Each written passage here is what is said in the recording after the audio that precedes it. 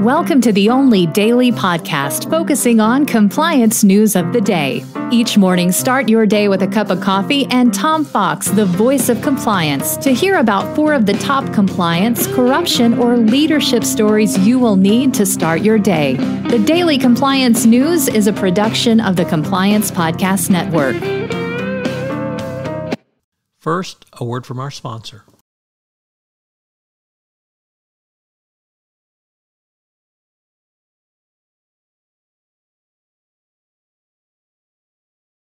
The Daily Compliance News for April 15, 2023, the Hate Will Backfire edition. We begin with that story from the New York Times as the backlash against Bud Light's transgender influence will probably not hurt the brand's long-term health, but will actually help it. So the MAGA hat-wearing idiots who say they're going to boycott Bud Light and indeed Anheuser-Busch, guess what? It's going to backfire on you and Bud will become even more popular. Next up, from Al Jazeera, a very troubling article. It says that the gold mafia in South Africa helped the Gupta brothers in the state Africa capture. An Al Jazeera investigation reveals a well-known money launderer as a previous missing link in the Gupta state capture. 3 companies were identified by the South African Corruption Commission as conduits for fraud and the capture of state funds by the Gupta brothers. Yet the investigators were unable to identify who managed these companies and looted South African money abroad on behalf of the Guptas. They now have been able to ascertain that who did that and what it meant for the South African economy.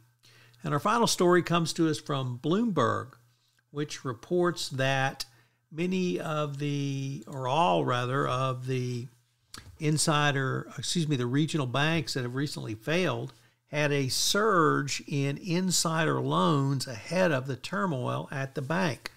Not long before the Fed began lifting interest rates to tamp down inflation, the regional banks across the U.S. reported a surge in lending to well-connected people, specifically their own directors, officers, and major shareholders. This trend continued through all of 2022, and it was more than 12% more than the year before, and this represents the largest annual jump in lending to insiders for several years. What's more, the biggest increases were at firms that recently failed or are now struggling in the worst banking crisis since the financial implosion of 2008. So poor corporate governance, once again, demonstrates what leads to catastrophic failure. I hope you will enjoy the weekend. The Daily Compliance News will be back with you on Monday, April 17. I hope you'll check out the Sunday Book Review on April 16. Thanks so much for listening.